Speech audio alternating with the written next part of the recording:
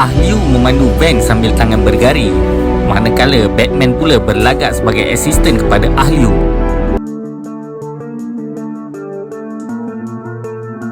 Kalau diikut perancangan, 4 orang pegawai lengkap bersenjata menyarap di atas lantai van kombi dan bersedia untuk bertindak. Kenny pula yang paling hampir dengan pintu, bersedia untuk menendang pintu supaya terbuka.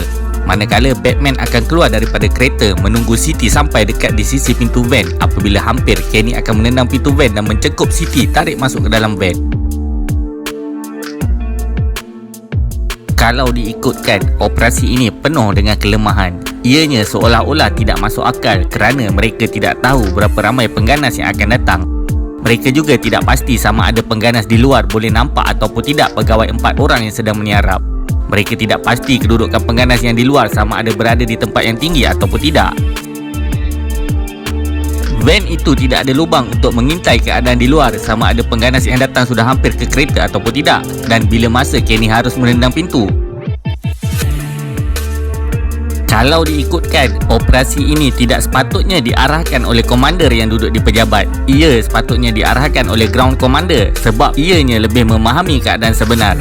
Ground commander itu ialah Kenny. Memang benar seperti apa yang diperkatakan. Mengikut Kenny, dia tidak nampak musuh di luar, apatah lagi untuk mengetahui sama ada sudah dekat ataupun tidak. Kenny juga tidak mengetahui bahawa 7 hingga ke 8 orang pengganas sudah bersedia untuk menembak ke arah van.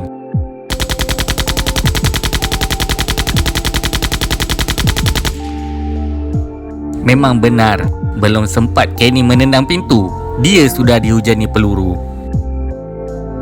Kenny menendang pintu menjadi terbuka. Belum sempat dia menembak, komunis telah menembak ke arah dia dahulu. Nyawa Kenny sangat panjang kerana Batman telah melompat untuk menghalang tembakan itu dengan badannya sendiri. Akhirnya Batman rebah. Kenny terus menembak mengenai pengganas yang paling hampir di lehernya, dan dia menembak mati seorang lagi pengganas yang jauh sikit serta mencederakan seorang yang lagi. Semuanya ada 8 pengganas.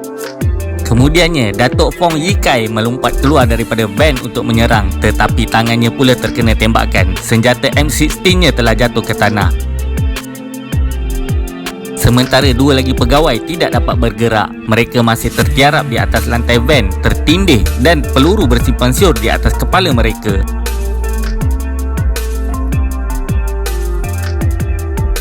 Tinggallah Kenny seorang diri untuk membalas tembakan. Habis peluru, dia mengambil senjata Tuan Fong Yikai untuk menyerang lagi. Habis peluru M16, dia masuk pula ke dalam van untuk mengambil senjata sokongan.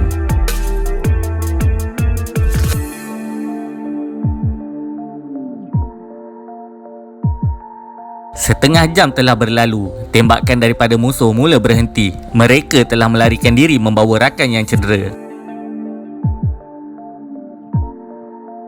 Kenny memeriksa keadaan. Tuan Fong Yikai yang terkena tembakan di tangan namun tidak berapa serius. 2 lagi pegawai ASP Abdullah dan ASP Aziz Aryasa telah selamat. Batman parah, darah tumpah di sana sini. Mulut, telinga keluar darah. Kenny duduk bersandar di tepi van. Dia memangku kepala Batman. Diusap-usap dan digosoknya kepala Batman. Batman cuba bercakap sesuatu tetapi hampir tidak dapat difahami. Hanya sedikit yang Kenny faham. Batman berpesan menyuruh Kenny menjaga isterinya dan anak yang berada di dalam kandungan. Kenny tidak dapat menahan air mata. Ianya keluar berjujuran. Air mata kasih daripada seorang pegawai kanan polis yang sangat ragat terhadap seorang bekas komunis yang pernah menjadi musuh ketatnya suatu ketika dulu. Di sebelah Kenny ada seorang pengganas yang cedera terkena tembakan Kenny. Dia mengerang-ngerang kesakitan. Perasaan marah Kenny terhadap pengganas itu meluap-luap kerana dialah yang menembak Batman, sahabat kesayangan Kenny. Rasa nak dilangsaikan sahaja satu magazin peluru ke dalam tubuh pengganas durjana itu. Hanya ingatan dia kepada Allah SWT yang menyekat dia daripada berbuat demikian. Kenny dan rakan-rakan terpaksa menunggu lama kedatangan pasukan bantuan daripada Ipoh. Lambat mereka tiba. Maklumlah jarak yang jauh dan kenderaan mereka pula terpaksa melalui trek-trek balak selama hampir 2 jam. Kedua-dua pihak polis dan tentera telah datang untuk membantu. Polis yang diketuai ASP Mahmud Hambali, squad mate Kenny. Pihak tentera yang tiba pula diketuai oleh Lieutenant Colonel Hashim Belanda. Semasa bantuan sampai, Batman masih berada di atas riba Kenny walaupun dia telah lama meninggal dunia. Ahliu masih tergari di steering van buruk jenis Volkswagen Kombi. Van jenis panel, atap dan bodinya telah berlubang-lubang ditembusi peluru daripada senjata pengganas. Kenny amat bersyukur kerana dia masih bernyawa. Dia berasa benar-benar terhutang budi kepada sahabat baiknya Batman. Jika tidak, kerana Batman menghalang badannya, tentu Kenny sudah meninggal dunia. Operasi Tapah itu keseluruhannya adalah mimpi ngeri. Ia tidak dirancang dengan sempurna. Segalanya dibuat secara tergesa-gesa.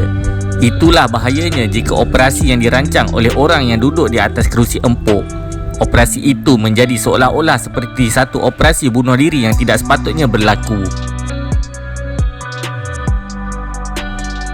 Adakah mereka tidak mengambil kira lokasi operasi adalah jauh di dalam hutan, sedangkan mereka hanya menggunakan van cabuk yang tidak langsung kalis peluru? Adakah mereka tidak terfikir bahawa van itu boleh rosak dan tersangkut di dalam hutan? Tidakkah mereka tahu yang hutan itu adalah kubu kuat komunis? Walau bagaimanapun, Tuan CPO amat gembira dengan hasil kejayaan Kenny menawan pengganas yang cedera.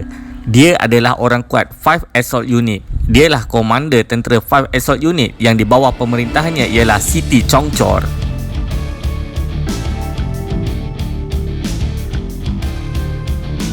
Begitulah kisah bagaimana sahabat karib Kenny iaitu Batman telah terkorban di dalam satu operasi di Tapah.